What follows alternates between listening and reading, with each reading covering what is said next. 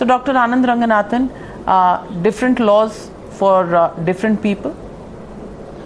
Good evening, Navika, and good evening to all my fellow panelists. I've been listening very patiently to what the debate is on about, and please give me a couple of minutes. It's important. Navika, the fact is, what is happening all around the country, it seems increasingly likely that it is not India against corruption, but India for corruption. I don't know what's going on.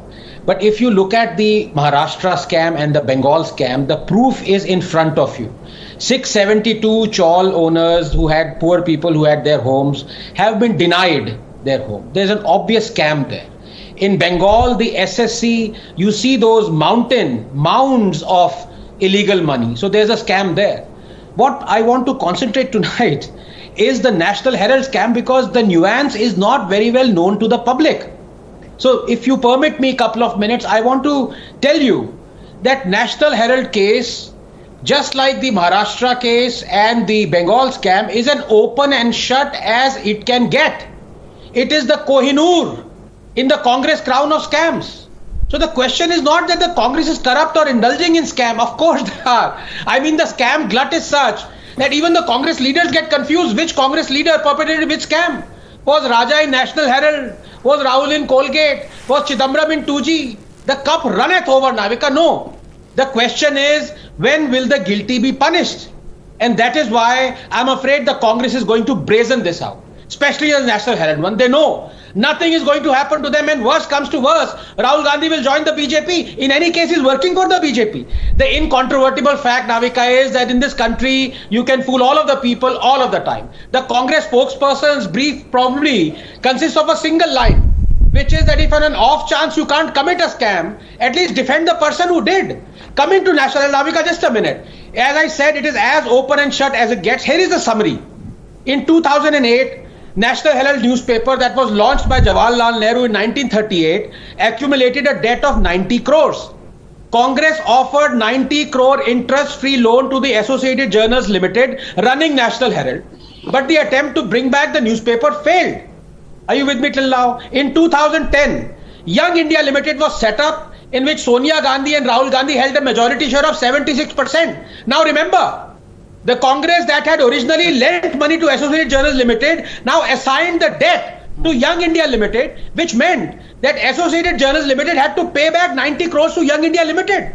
But since Associated Journals Limited was not in a position to repay the loan, the company transferred its shareholding to Gandhi-owned Young India Limited, correct, for which they received only rupees 50 lakhs. Associated Journals had a real estate properties worth 2,000 crores. I repeat, the Gandhis allegedly paid 50 lakhs to buy a property worth 2,000 crores. When Rahul was quizzed by the ED on this, he said he was too tired to answer the questions regarding this buyout. I wonder what Sonia Gandhi's excuse was. So this, in short, in 2 minutes, I suppose for the first time, I've explained to you why this scam is as open and shut as the Shiv Sena scam and the Bengal scam. Can I please reply? Please give me the right to reply. It's a very important reply. Okay. Please, all right, Tehseen Poonawalla, yes.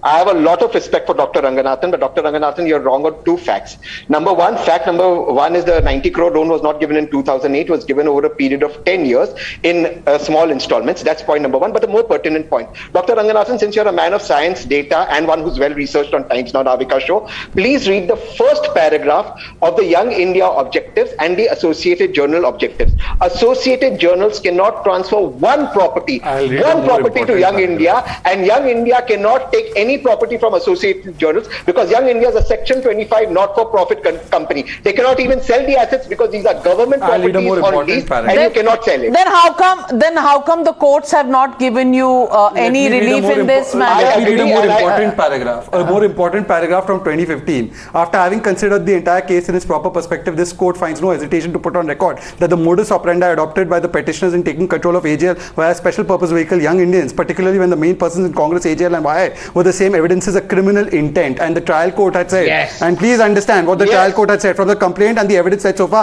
it appears that YI was in fact created as a sham or a cloak to convert public money to personal use for a special purpose vehicle for acquiring control of 2,000 crores worth of assets. The AJL and sits all the, and therefore the complainant has established a prima facie case against the accused under section 403, 406, 420, read with 120B of IPC. Trial court and High Court not controverted by the High Court. You challenged even this in the Supreme Court, and Tehseen Poonawalla, you know where you stand. I'm not here. I'm not here to give a judgment on the cases. The proof is there. The courts have prima facie seen this case, and the ED is now investigating it. The matter will have to be settled in court. We are not the judge, jury, and we are not giving our judgment here.